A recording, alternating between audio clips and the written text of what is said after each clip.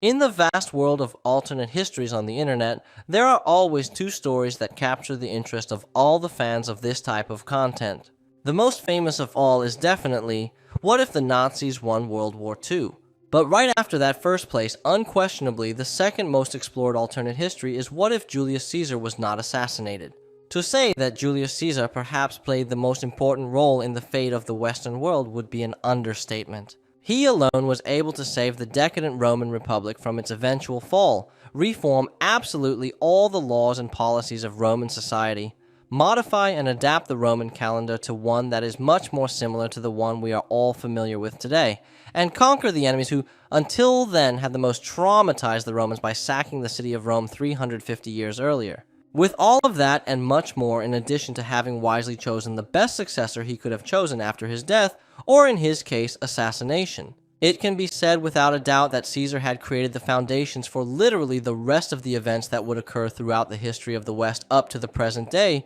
with his name, Caesar, still being a title of power and authority recognized by everyone, regardless of their knowledge or proximity to Roman history. But, in the end, like all great men in our history, Caesar left this world too soon, being murdered by the corrupt and jealous Roman Senate, with even Brutus participating in that disgrace despite Caesar's great appreciation and affection for him, and all of this, despite the fact that much of that Senate was previously pardoned by Caesar for those who sided with Pompey during the civil war between the two men. That was the most decisive moment in our history, where depending on whether Julius Caesar survived or not, literally the entire history of the world would have changed, but even referring to the near future of the Romans after that assassination, everything would have changed if he had survived. With its survival, providing an answer to the problem that the Romans were never able to resolve after the death of Augustus. The problem of the succession of emperors that followed the Romans until their eventual and final fall in 1453.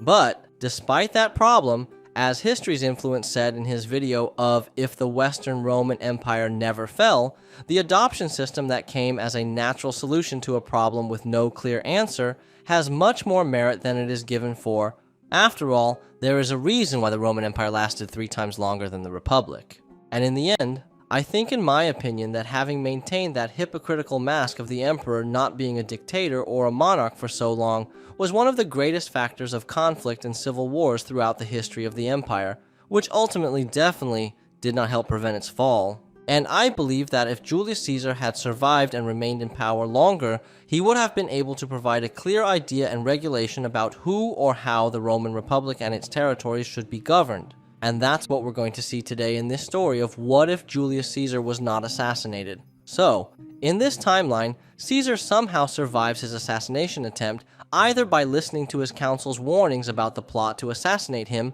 by not disbanding his personal guard as he did in our timeline, or by simply having Mark Antony arrive in time to save Caesar from being stabbed by the senators. The most important thing about Caesar's survival in this timeline is that he has to know about his assassination attempt and about those who were in favor of killing him. Why? Well, in my opinion, Caesar had a weakness that proved fatal to him in the long run. He was too good, always forgiving as many enemies and adversaries as he could, being more concerned about his public image and his relationship with the Roman government than his own safety and life. But this time, it would have been too much. Caesar, upon learning who in the Senate was waiting to assassinate him, would be engulfed in unparalleled fury, frustration, and sadness, especially because of Brutus' involvement in the plot. This time, Caesar would not show his legendary generosity and mercy toward these traitors, including Brutus. Caesar had forgiven them time and time again during his years as dictator, always showing his good faith and generosity, and learning that despite this, they were willing to assassinate him would be the final straw. After surviving his assassination attempt, Caesar would carry out a brutal and bloody purge of the entire Roman government, leaving no one alive who wanted to betray him, showing for once strength and power over others in the government. After that purge, Caesar would publicly announce what happened to the Roman people, and to his surprise and amazement, the majority took it well and supported Caesar's purge, deeply despising and hating those old senators who had made their lives miserable for decades. Caesar, on the other hand, had shown a generosity and love for his people such as they had never seen or known before, being the only man who, at the worst moment in Roman history, was willing to do something to change the situation and succeeded at it. Caesar at that moment would understand a very important thing about his people. They did not care what type of government ruled the Roman territories, monarchy, republic, democracy. It was not important to them. What mattered to them was the security and prosperity. As long as their lives were prosperous and happy, he could be as dictatorial as he wanted.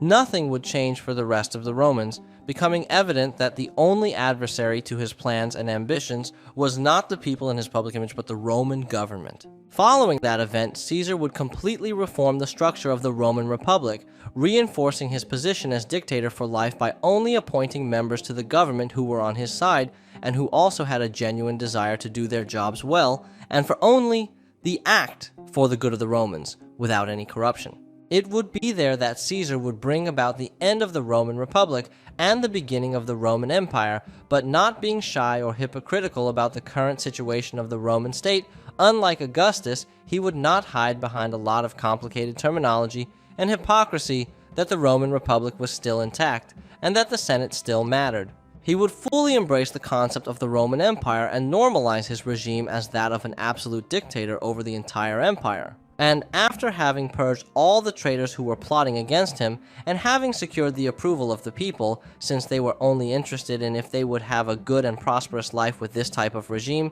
there would be no one who could stand in the way of Caesar's plans. After stabilizing the situation in Rome and restructuring the entire Roman government with the beginning of the empire, Caesar would leave Rome to wage his last two military campaigns, which would further enshrine him in Roman history. His first objective would be to conquer the kingdom of Dacia, a complicated campaign through the territories of the kingdom, but nothing that Caesar's experienced legions had not already seen during their campaigns in Gaul. During his return to Rome to celebrate his first triumph for that victory against the Dacians, Caesar would also take the opportunity to expand the territory of the Romans in the province of Illyria, reaching the Danube River as a clear delimitation for the borders of the empire, just as Augustus did in our timeline eventually. And speaking of Augustus, during his brief return to Rome to celebrate his triumph and give away thousands of tons of gold to the population brought from Dacia like Trajan did in our timeline, which would make him become even more loved and absolutely respected by the Roman people, Caesar would also seek to know how Octavian was doing in his new position in the government that Caesar had assigned to him, being pleased to see that Octavian was an excellent administrator and politician, being a master of propaganda and public image as even Caesar was not capable of being, with the dictator being completely relieved to see that he did well to choose Octavian as his successor. Mark Antony in this timeline would remain completely loyal to Caesar, and thanks to being alive, there would be no conflict between him and Augustus being more focused on being a good, capable general on the battlefield with the one he considered practically as a father, with Mark Antony never entering the complicated world of politics and the administration of large territories such as the Roman territories, being a position that would be much more satisfactory to be in for him. And then Caesar, along with several capable generals such as Mark Antony, or a talented young general named Agrippa who was the best friend of his great-nephew Octavian,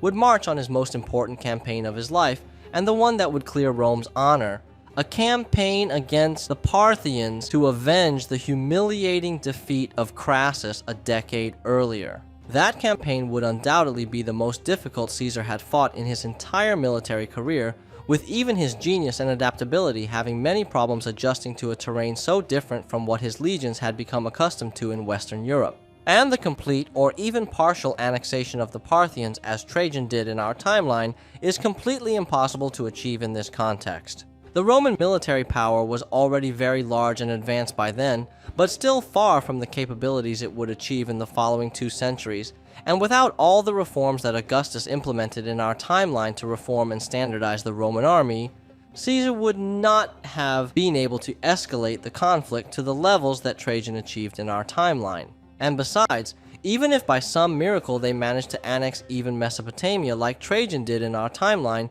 Caesar was already very old by that time and his health would keep declining at a terrifying speed, and even he would understand that prolonging that conflict for many years could end up killing him from exhaustion or stress. Caesar simply had to accept that he was no longer as young as he used to be, and that he was starting to get very old. But still, Caesar would however manage to deliver a tremendous victory against the Parthians, one that certainly would not annex any of their direct territories, but would show the Parthians the tremendous power and danger that the now Roman Empire possessed, becoming a formidable adversary that the Parthians should not to underestimate, being a fatal error that Caesar could take advantage of, with the Parthians now being confident of their abilities to win, due to the brutal defeat they inflicted on the Romans the last time with Crassus. But the Parthians would soon learn that Caesar was no Crassus, and that the man was a military genius worthy of Alexander the Great himself. Caesar adapted to the difficulties to achieve his last great victories,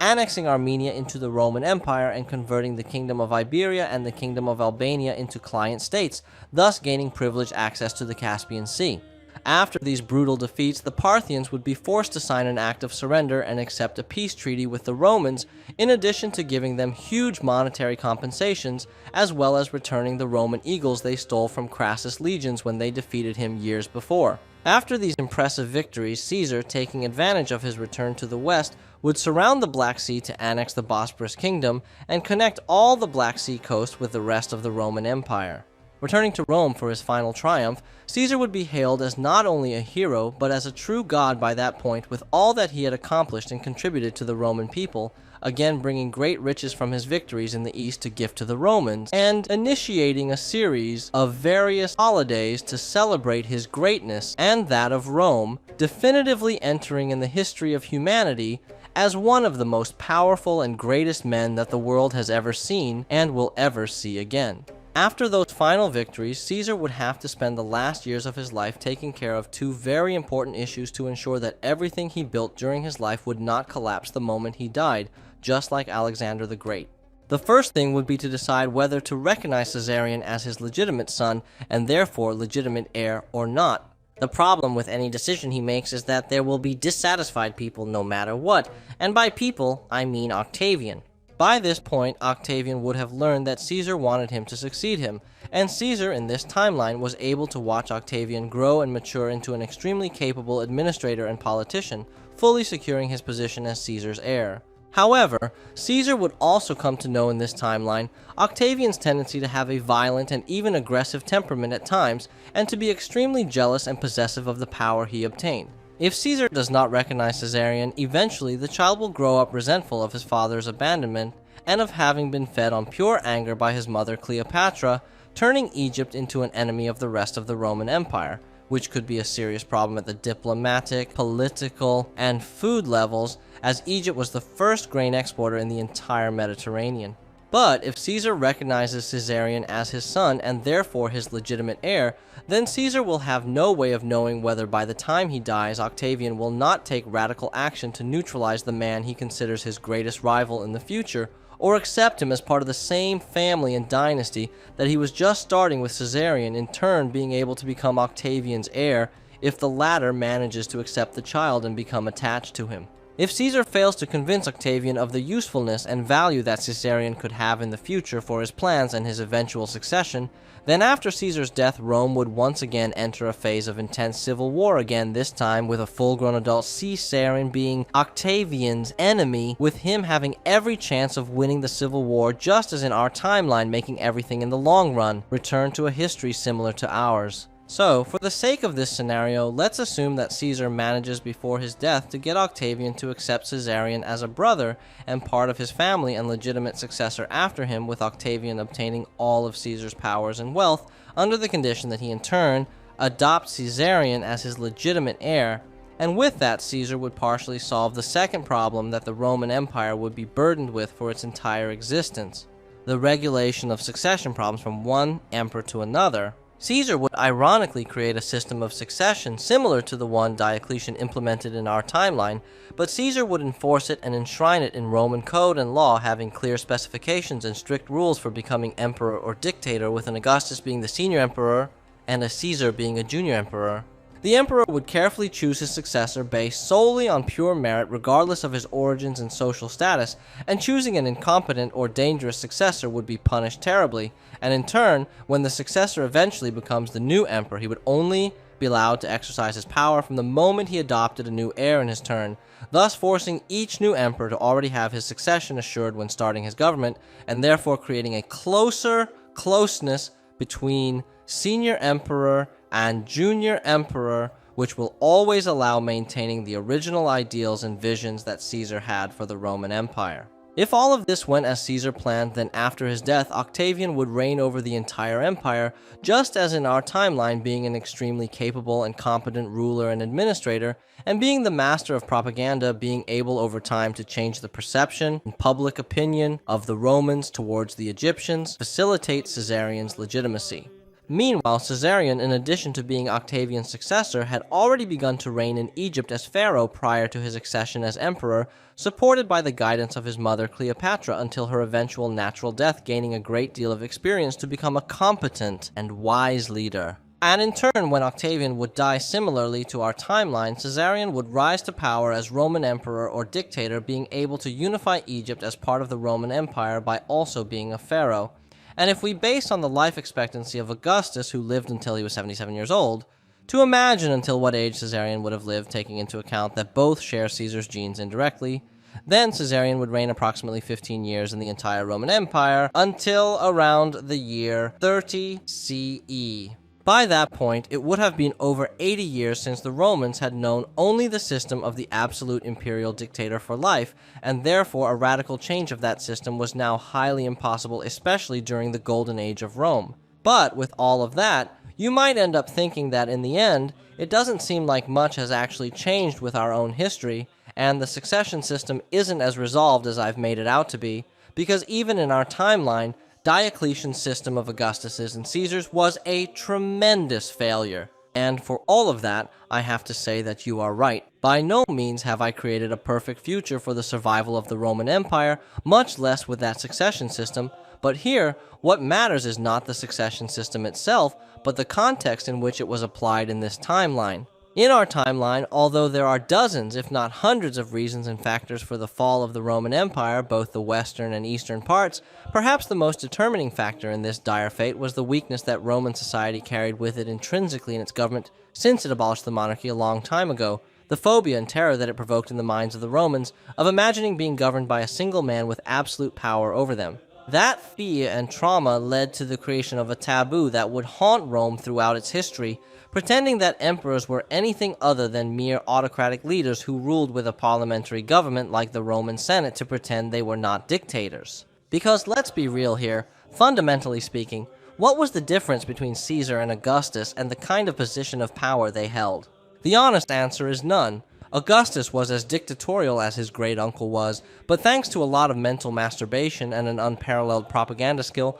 plus a lot of terminology and governor titles that did not associate him with the idea of a dictator or King Augustus, was fully accepted in that type of system, while Caesar, who was virtually the same, was not tolerated and ended up assassinated, being a testimony of the gigantic hypocrisy in the Roman bureaucracy and aristocracy of the time. But here, Caesar would have at least partially corrected that taboo in Roman society, perhaps not accepting the idea of a king again, but of a dictator who, if well elected, will be more efficient in maintaining peace and prosperity for the Roman Empire, with the Romans in this timeline being able to realize that any type of democracy was cringe and inefficient in the long term to govern such a large territory efficiently. Therefore, in this timeline, while I don't think the Roman Empire would last forever or even to our present day, I do think it would endure through the centuries in a better state than it was during its darkest times, always changing, adapting, sometimes even separating,